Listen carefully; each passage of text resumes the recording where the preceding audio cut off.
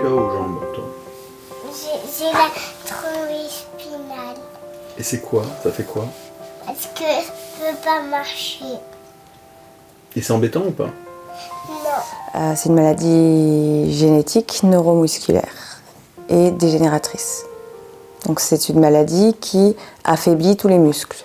Bon, elle a bénéficié d'un traitement par thérapie génique qui a stoppé la dégénérescence.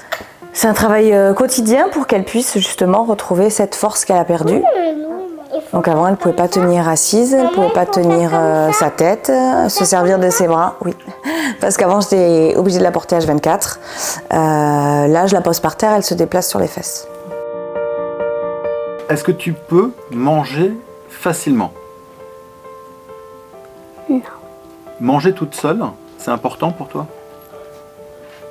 Sa maladie fait que ses membres tremblent. En apportant la cuillère à la bouche, elle tremble, donc elle pourrait se faire très mal. Donc du coup, on cherchait une cuillère adaptée à Lina avec un revêtement en silicone. Mais elles sont toutes en plastique ou en inox ou en métal en fait. Vraiment, le dernier prototype qu'on a eu, j'ai été scotchée.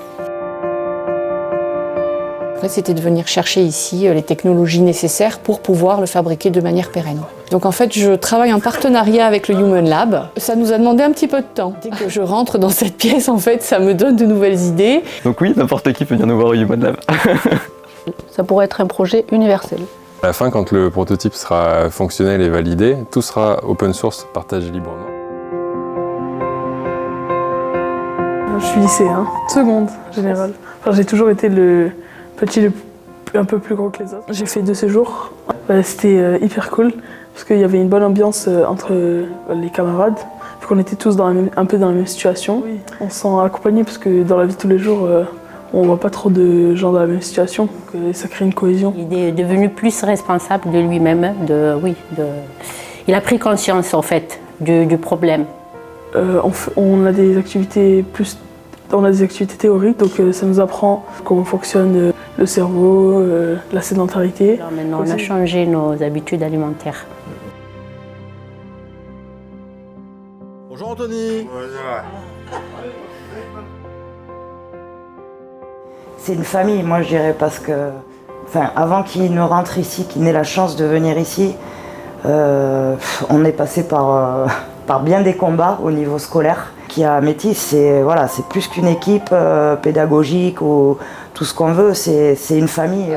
Il arrive maintenant justement à développer des compétences qu'il n'avait pas encore il y a quelques mois. Et on constate tous les 3 de nets progrès, que ce soit dans les apprentissages, dans l'autonomie. En fait, l'attention et concentration, c'est la priorité à travailler. On voit qu'il est bien dans cette ambiance-là, qu'il est dans cette dynamique, on va dire, de groupe et qu'il s'inscrit dans ce groupe-là. Oui, il ne faut pas lâcher, il faut faire preuve de patience. Et Anthony a mis la preuve. Voilà, ouais. C'est ça. Exactement. Si Lina peut un jour pouvoir manger toute seule, c'est extraordinaire, ça serait vraiment extraordinaire. C'est vraiment magnifique ce qui nous arrive. Est-ce que tu aimes bien que ton papa il te porte? Oui. Parce que c'est trop bien d'être handicapé, parce qu'ils adorent que quelqu'un me porte. Elle est plus heureuse qu'un enfant normal. Et c'est un enfant normal. Des personnes qui courent 24 heures pour une bonne cause. J'ai fait un escargot. C'est génial. Vas-y, montre. Oui, je suis toujours fière de lui. Mais je pense qu'avant tout, ce qui est sauveur, c'est l'amour. Moi, c'est mon petit, mais je sais qu'il est aimé de tous et il sait se faire aimer, donc c'est un bonheur. C'est un bonheur pour lui qu'il soit là, c'est un bonheur et un soulagement qu'il soit là pour moi.